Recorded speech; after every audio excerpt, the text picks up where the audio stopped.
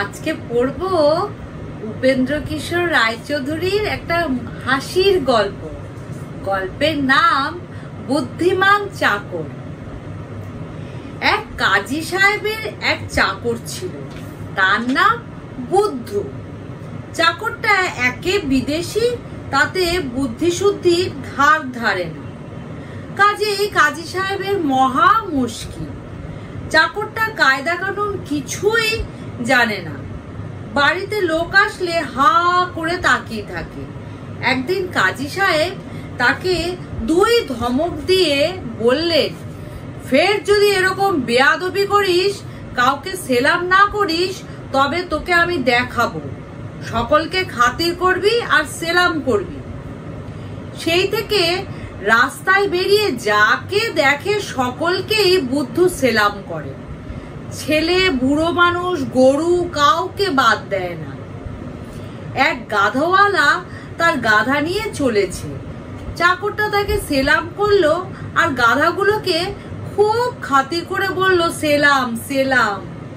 তা শুনে গাধাওয়ালা খুব হাসতে লাগলো আর বলল, দূর আহাম্মক, ওদের বুঝি সেলাম করতে হয়? ওদের হেই হেই করে বলতে হয়।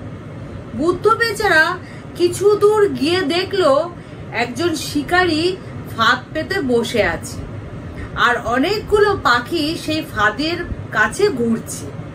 তাই দেখে সে হেই হেই করে এমনি চেঁচিয়ে উঠলো যে পাখিটাকে সব উড়ে পালালো। শিকারী তো চোটে লাল। আর একদিন এক বড় লোকের বাড়িতে কাজী সাহেবের নেমন্তন্ন। বুদ্ধুর সঙ্গে সঙ্গে গিয়েছে। তারা নবাব বংশের লোক, আশ্চর্য তাদের আদব কায়দা। খেতে খেতে নিমন্ত্রণকর্তার দাড়িতে একটা ভাত পড়ল।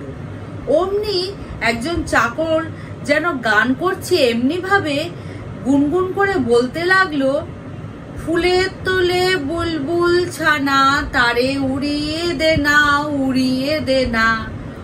অমনি তার মনিব ইশারা বুঝতে পেরে দাড়ি ঝেড়ে ভাত ফেলে দিল। কাজী সাহেব বাড়ি এসে বুদ্ধকে বললেন, দেখলি তো কেমন কায়দা?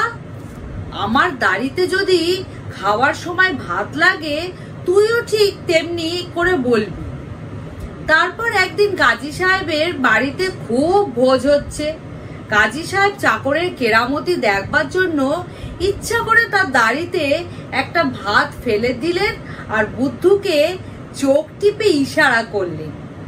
বুদ্ধু অমনি চেঁচিয়ে বললে, সেই যে যেদিন অমুকদের বাড়িতে না কিসের কথা হয়েছিল, আপনার দাড়িতে তাই হয়েছে। তা না না না না না। শুনে সব লোক হো হো করে হেসে উঠল। একদিন মনিব বললেন, দেখ, তুই বড় বিশ্রী ভাত রাঁধিস, তুই এখন ফ্যান গলাতেই শিখিসনি। আজ যখন ভাত বানাবি, ভাত সিদ্ধ হলেই আমাকে ডাকিস, আমি দেখিয়ে দেব। আমাকে না দেখিয়ে কিছু করিসনি। সেদিন ভাত সিদ্ধ হতেই তো চাকর মনিবকে ডাকতে গিয়েছে। দরজার বাইরে থেকে উকি মেরে একটা আঙ্গুল দিয়ে ইশারা করে সে মনিবকে ডাকতে লাগলো। কাজী সাহেব তখন দরজার দিকে পিছন ফিরে কি যেন লিখছিলেন। তিনি এসব কিছুই জানেন না। চাকরটা ঘন্টাখানেক এইরকম ডেকে শেষটায় হয়রান হয়ে পড়ল। তখন সে রেগে চিৎকার করে বলল, আর কতক্ষণ ডাকবো? এদিকে ভাত টাত সব তো পুড়ে ছাই হয়ে গেল। তখন কাজী সাহেব ফিরে দেখেন চাকর তাকে একটা আঙ্গুল দিয়ে ইশারা করছে। ওদিকে সত্যি সত্যি ভাত পুড়ে ছাই। একদিন রাত্রে কাজী সাহেবের বাড়ি চোর ঢুকেছে।